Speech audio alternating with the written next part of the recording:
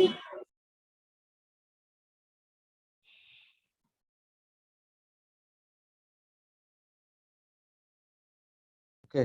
Hello.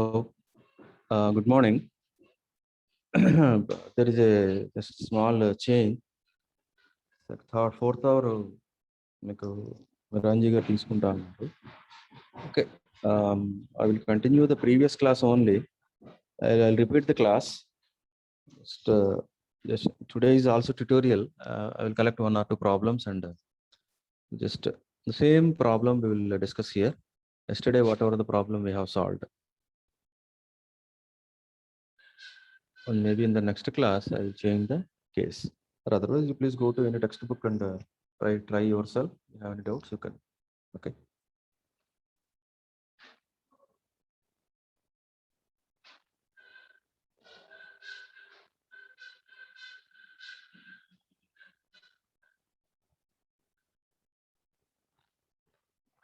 So in the previous class,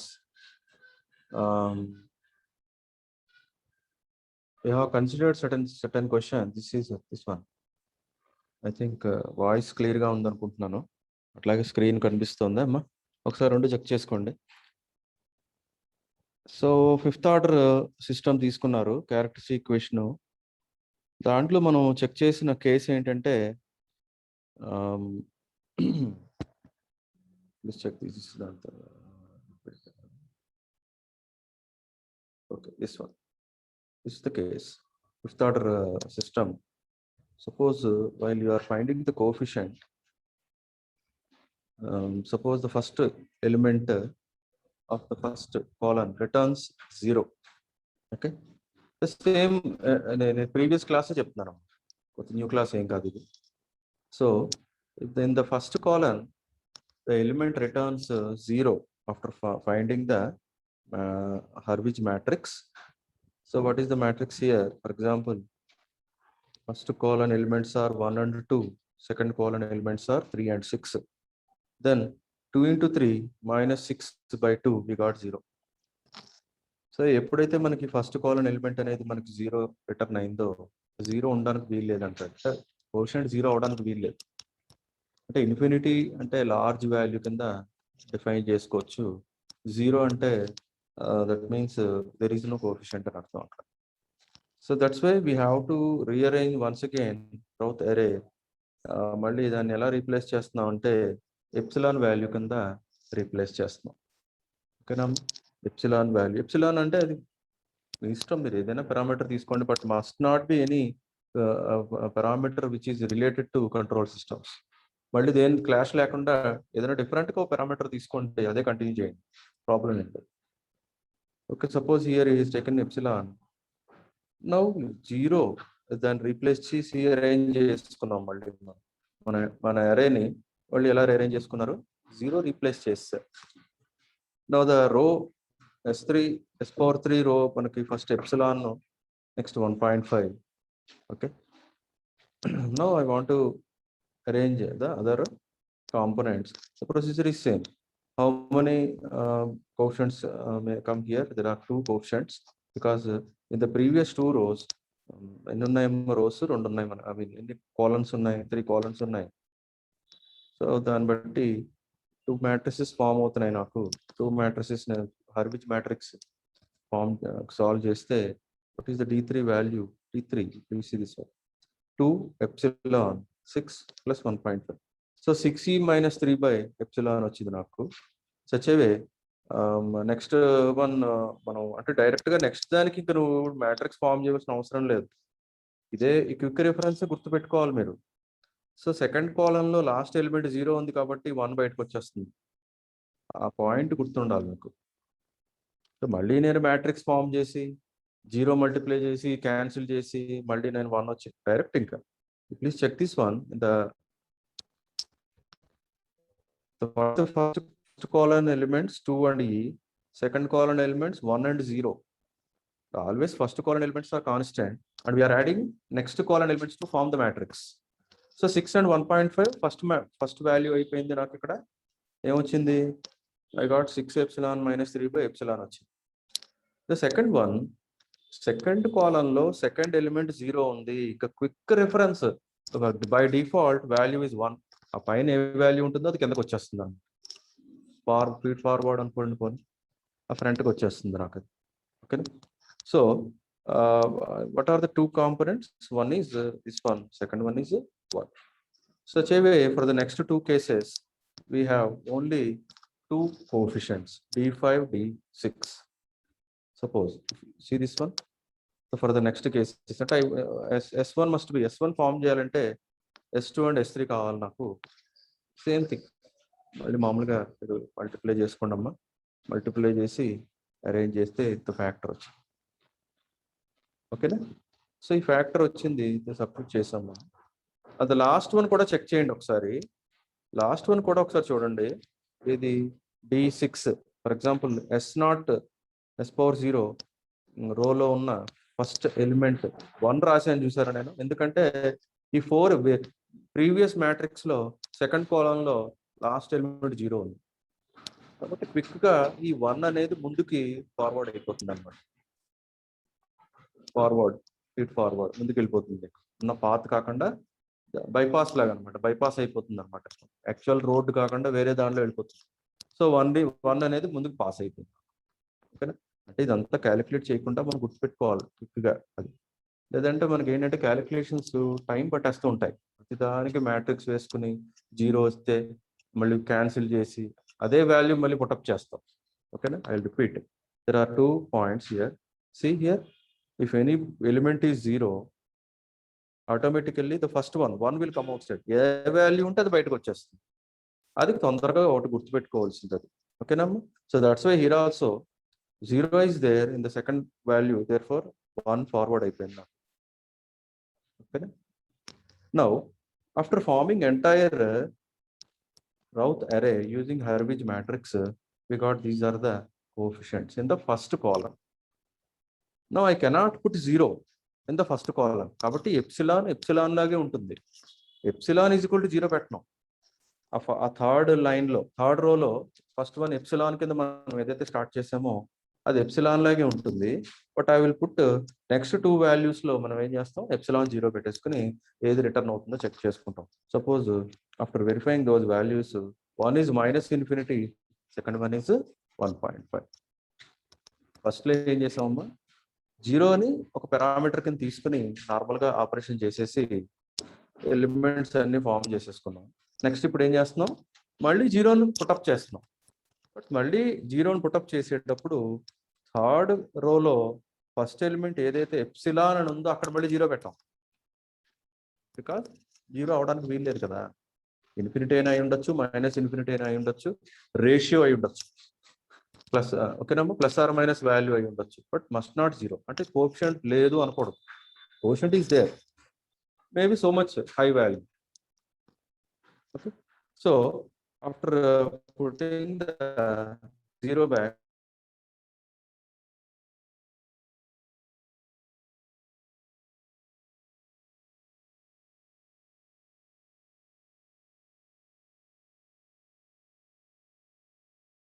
we know that one, the first column element hand side of S line and the system is stable.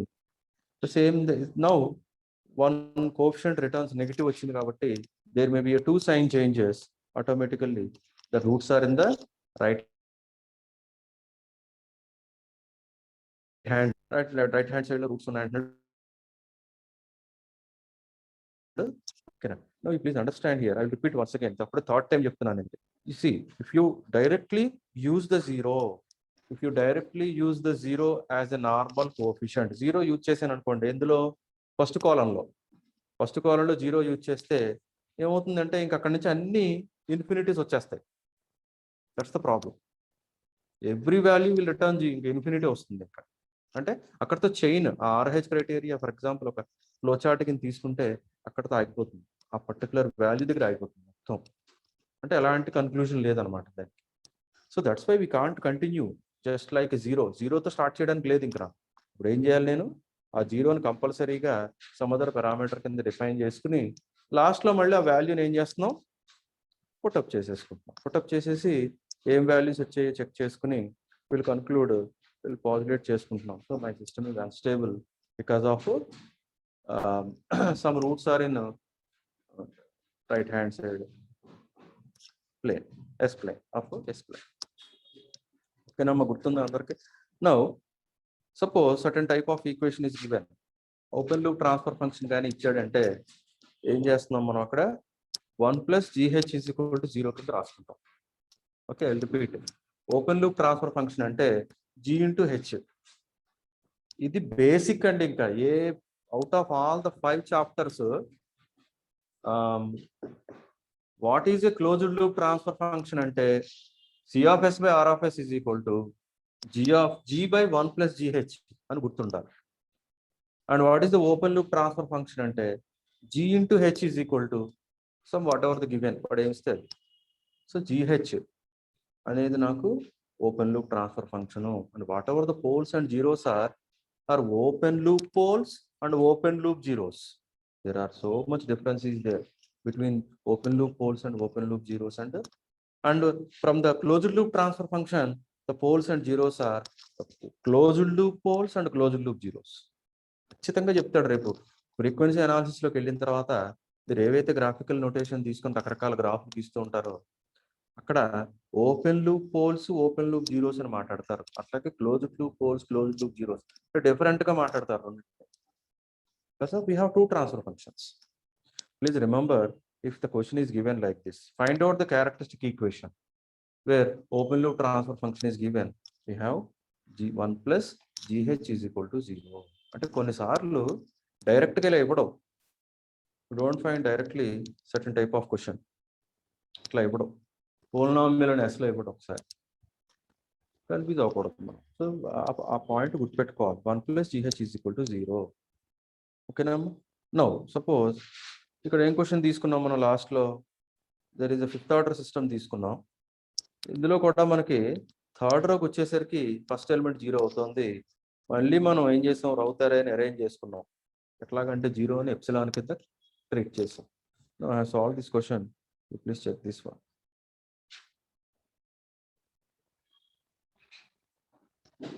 See, so how many rows are there?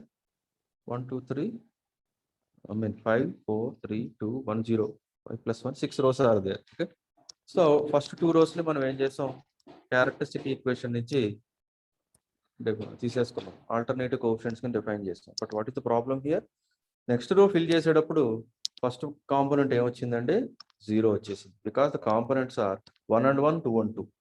So therefore 2 minus 2 by 1 is 0. So direct గా వేస్తాను ఇక్కడ 1 into 2 minus 1 into 2. 2 minus 2 is 0 divided by 1 is 0 వచ్చింది. What is the second value? 1 and 1, 3 and 5. Therefore the value is minus 2. The second value is minus 2.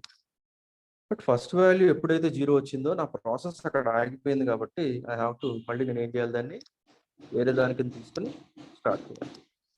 Check చేయండి అమ్మా, ఒకసారి check చేసుకుంటారండి. Same question I'm repeating. Okay, so I'm replacing 0 with epsilon. So now that it is rearranged like this, epsilon minus 2.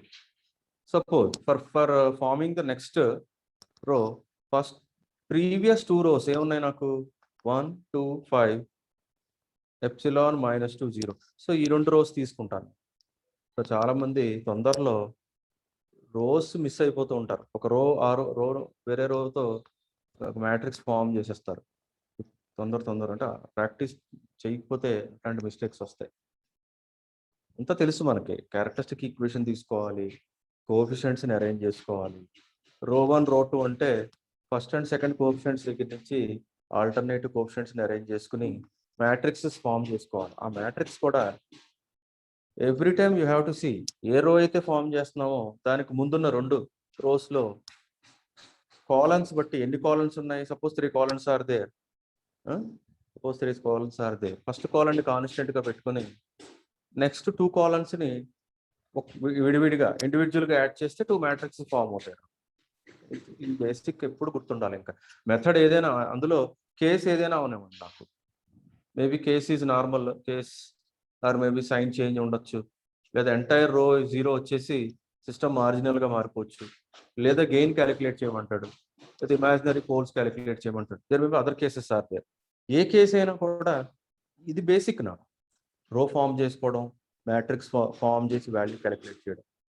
Even your matrix value calculate చేసేటప్పుడు కూడా please think that first column elements are constant and also in the first column second element is must be, అంటే ఆ వాల్యూతో start చేస్తున్నాం, దాంతోనే divide చేస్తున్నాం. ఇది normal. ఇంకా ఈ వాల్యూస్ మారవు, కేసెస్ మారచ్చు, లోపల ఇంకేదో వాల్యూ మారచ్చు అంతే. నాకు డిటర్మినెంట్ క్యాలిక్యులేట్ చేయడం మీరు మర్చిపోయారు అనుకోండి, తప్పు పోతుంది, ప్రాబ్లం అంతా పోయింది. So please remember this one. నేను రౌండ్ ఆఫ్ చేస్తున్నాను అంటే మీకు బుక్గా అర్థం చేసుకోవడం కోసం. సో రౌండ్ ఆఫ్ చేసాను అంటే దాంతో డివైడ్ చేయాలి, అక్కడి నుంచి స్టార్ట్ చేస్తాను నేను. 2 into epsilon minus of -2 by epsilon. Please -of -2, that's why +2 వచ్చింది నాకు. మళ్ళీ తొందరలో కొంతమంది -2 వేసేస్తారు. ఏమంటే మ్యాథ్స్లో ఉన్న ప్రాబ్లం ఏదండి, అందరికీ ప్లస్లు మైనస్లు ఇవన్నీ క్విక్గా మర్చిపోతారు అనమాట. దాంతో అవుట్పుట్ రావాల్సింది కరెక్ట్గా రావాల్సింది మిస్ అయిపోతుంది. సో ప్రాక్టీస్ మేక్స్, ఎప్పుడైనా ఒకసారైనా చేయాలి మనం ప్రాబ్లం. సో సచేవే D3 ఎంత వచ్చిందమ్మా, 2 epsilon + 2 by epsilon వచ్చింది. D4 ఒకసారి చెక్ చేయండి అమ్మా, మీరు తెలుసుకోండి. ఇక్కడ D4 can I put D4 is directly 5? Can I put D4 is directly 5 పెట్టేసుకోవచ్చా? ఎందుకంటే చూడండి సెకండ్ కాంపోనెంట్ 0 ఉంది కాబట్టి 5 ఫార్వర్డ్ అయిపోతుంది, ఫార్వర్డ్ ముందుకు వచ్చేస్తుందా. ఓకేనా? మ్యాథమెటిక్స్లో ఏమైనా ఉంటే ఇలాంటివి, లాజిక్ గేట్స్లో కూడా ఉంటుంది చూడండి, మీకు అది క్యారీ ఫార్వర్డ్ అంటాడు. అట్లాగే ఇక్కడ కూడా కోఎఫిషియంట్ ఫార్వర్డ్ అయిపోతుంది ముందుకి, ఎందుకంటే సెకండ్ కాంపోనెంట్ 0 ఉంది. ఓకేనా? So D4 is 5. Otherwise sir నాకు ఇంకా అలవాటు అవ్వలేదంటావా, యూ ఫార్మ్ ద మ్యాట్రిక్స్. నాకు ఇంకా ఆ పాయింట్ అర్థం కాలేదు ఏంటంటే, please form the matrix. What is the matrix? 1 epsilon 5 0, 1 epsilon 5 0. అప్పుడు చేసినా కూడా 5 వస్తుంది. 5 into epsilon - 0 by epsilon, 0 0 పోయింది, epsilon క్యాన్సిల్ అయిపోయింది, we got 5. సో క్విక్గా మనం ఈ 5ని ఫార్వర్డ్ చేసేసుకోవచ్చు. సో సచ్చేవే ద నెక్స్ట్ కేసు కూడా చూడండి. నెక్స్ట్ కేసు D5 క్యాలిక్యులేట్ చేస్తారు. D5 దగ్గరకు వచ్చేసరికి చాలా జాగ్రత్త క్యాలిక్యులేట్ చేయాలి, because it takes somewhat algebraic equation second order in epsilon. See, -5 epsilon square -4 epsilon -4 by 2 epsilon + 2. కాబట్టి ఇక్కడ కరెక్ట్ వాల్యూ ఇక్కడ రావాలి నాకు, ±∞యా లేకపోతే ±ఎనీ కాన్స్టెంటా, కరెక్ట్గా రావాలి ఇక్కడ డిఫైన్. ఇక్కడ ఎందుకంటే వాట్ ఈస్ అవర్ ఇక్కడ ఏం డిఫరెన్స్ తీసుకుంటున్నాం, 2 epsilon + 2 by epsilon డిఫరెన్స్ తీసుకుంటున్నాం, దాంతో డివైడ్ చేస్తున్నాం. సో ఇది కరెక్ట్గా మీరు రాసుకోకపోతే ఏ వాల్యూస్ 0 పెట్టాలి? ఫర్ ఎగ్జాంపుల్ ఇందులో నేను ఎప్సిలాన్ వాల్యూ 0 పెట్టాను అనుకోండి, నాకు -2 వస్తుంది, ఎందుకంటే ఫస్ట్ది 0 అయిపోతుంది, సెకండ్ 0 అయిపోతుంది. అట్లాగే కింద డినామినేటర్లో ఫస్ట్ కాంపోనెంట్ 0 అయిపోతుంది. I got -4/2, therefore the value is -2. అది కరెక్ట్. అది నాకు మళ్ళీ ఇక్కడ మీరు ఇవేమన్నా మిస్టేక్ చేశారనుకోండి, ఇందులో ఆ ప్లస్ ఆర్ మైనస్లు పోతాయి, చాలా డేంజరస్. ఇంకా ఆ ప్లస్ ఉంది అంటే ఏమంటావు? ఫర్ ఎగ్జాంపుల్ ఎంటైర్ యువర్ వాల్యూస్లో చూడండి, ఇదిగో this is the actual first colon element, ఇవి ఇలా వచ్చాయి నాకు. సపోజ్ నేను బై మిస్టేక్ ఇక్కడ -2 పెట్టబోయి +2 పెట్టేశాను అంటే ఏం కన్క్లూడ్ చేస్తావు నువ్వు? All the values are having positive sign, therefore my system is stable అంటావు. ఎంత బ్లెండర్ మిస్టేక్! మీ సిస్టమ్ స్టేబుల్ అని చెప్పావు, ఎంత రాంగ్ కాన్సెప్ట్. అది కూడా ఏంటి, మోస్ట్ బెస్ట్ మెథడ్ అది, RH క్రైటీరియా.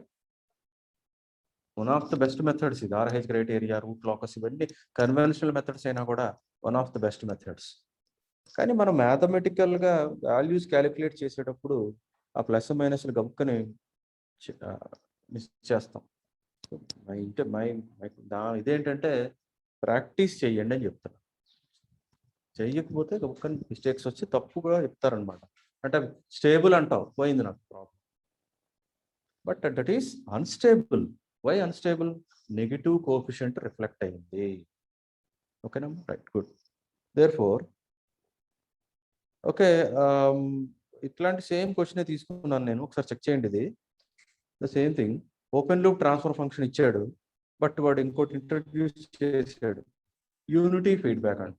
యూనిటీ ఫీడ్బ్యాక్ అంటే H of S is equal to 1 ఇచ్చాడు. Therefore G of S into H of ఎస్లో హెచ్ ఆఫ్ ఎస్ 1 ఇచ్చాడు కాబట్టి G of S only the open loop transfer function. ఓకేనమ్మా? So G of S only the open loop transfer function అయితే what is that characteristic equation? 1 plus G is equal to 0. H 1 పెట్టేశాను అనుకోండి, అప్పుడు characteristic equation ఏముంటుంది? 1 plus G is equal to 0. అంటే ఇక్కడ నేను ఎంత సాల్వ్ చేయలేదు, డైరెక్ట్గా ఏమొస్తుంది మనకి? 3 + 10 వచ్చేస్తుంది అనమాట. ఇక్కడ ఎలా వచ్చింది చూడండి ఒకసారి.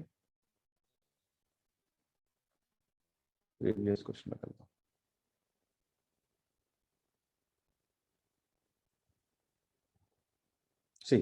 ప్రీవియస్ క్వశ్చన్లో చెక్ చేయండి ఒకసారి. న్యూమరేటర్లో ఉన్న వాల్యూ డినామినేటర్లో ఉన్న ఫంక్షన్కి యాడ్ అయిపోతుంది. Please check this one. న్యూమరేటర్లో ఉన్న వాల్యూ డినామినేటర్లో ఉన్న ఫంక్షన్కి యాడ్ అయింది, +9 యాడ్ అయిపోయిందా?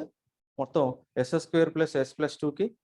అది గుర్తుపెట్టుకోవాలి మీరు క్విక్గా. మరి అలా మీరు కంట్రోల్ సిస్టమ్స్ క్వశ్చన్ పేపర్ చాలా పెద్ద ఉంటుంది. మరి మనం 3 గంటలే టైం ఇస్తాడు, ఒక్కొక్కటి అరగంట సేపు సాల్వ్ చేసుకుంటూ కూర్చుంటే పోయింది అంతే. ప్రాక్టీస్ చేయాలి మీరు. ఎక్కువ సార్లు ఎంత తొందరగా నేను సాల్వ్ చేయాలనేది అది ఉండాలి, టైం మేనేజ్మెంట్ అనేది ఉండాలి. ఓకేనమ్మా? రైట్. సో 9 అనేది డినామినేటర్లో ఉన్న ఫంక్షన్కి యాడ్ అయ్యింది, అది తొందరగా గుర్తుపెట్టుకోగలిగితే ఇలా చూసిన వెంటనే ఏమంటావు దీన్ని? ఇచ్చాను క్వశ్చన్ మీకు ఇలాగా. Suppose find out the characteristic equation అన్న అంటే నీకు ఐడియా ఉంటుంది ఏంటి? 1 + GH ఈజ్ ఈక్వల్ టు 0 అంటే ఈక్వేషన్ ఏమొస్తుంది? s² ఉంటే s+2 + 9 వచ్చేస్తుంది.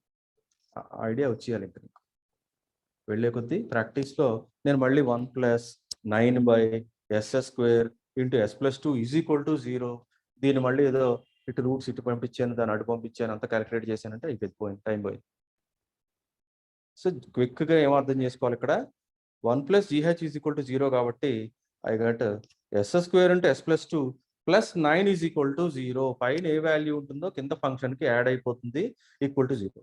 That is my characteristic equation. The same thing here also అనమాట. క్విక్గా చేస్తాను ఇక్కడ చూడండి. So what is the denominator value? Denominator function ఎంత ఉంది, దానికి ఎంత వాల్యూ యాడ్ అవుతుంది?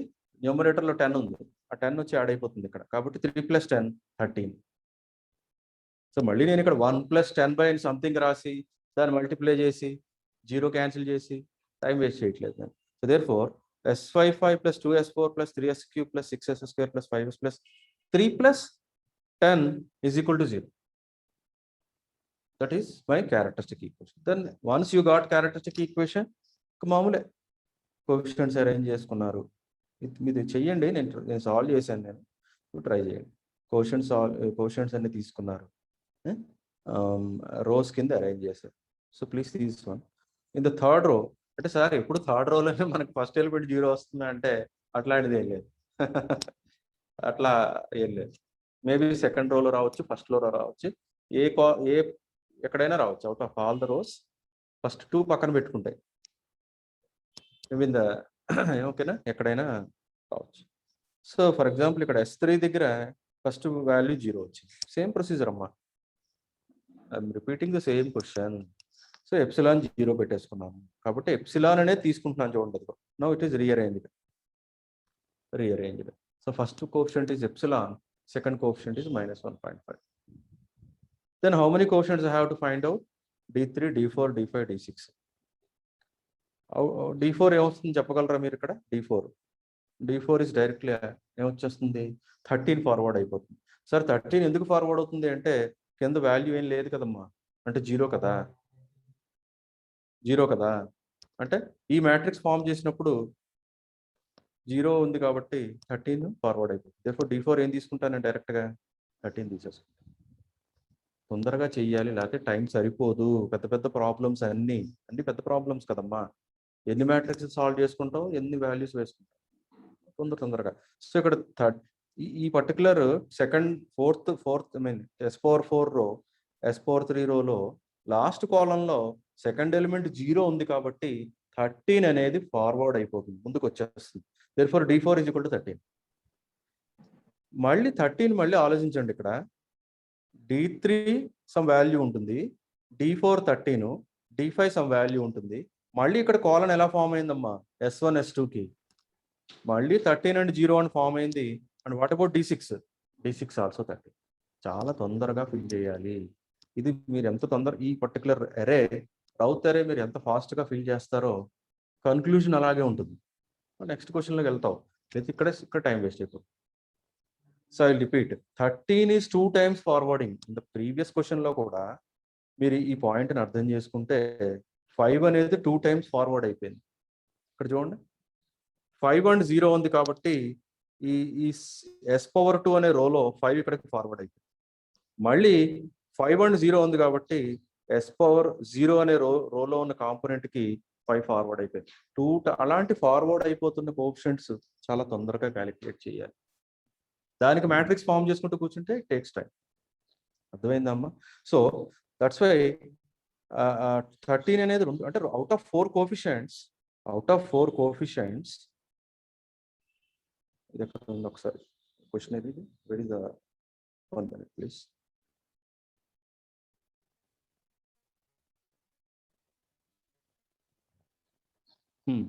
Sorry, out of 4 coefficients, 2 coefficients 13 and only 2 coefficients you have to form the matrix and find out the value. చూసారా, అక్కడే టైం కలిసి వస్తుంది. సో కొన్ని డిఫాల్ట్గా మనం గుర్తుపెట్టుకుంటూ ఉండాలి. సో ఈ క్వశ్చన్ ఏమి ఇచ్చాడమ్మా మనకి, క్యారెక్టరిస్టిక్ ఈక్వేషన్ డైరెక్ట్గా ఇవ్వలేదు. ఇవ్వకుండా ఏం చేశాడు, ఓపెన్ లూప్ ట్రాన్స్ఫర్ ఫంక్షన్ ఇచ్చాడు. అందులో యూనిటీ ఫీడ్బ్యాక్ అంటుంది.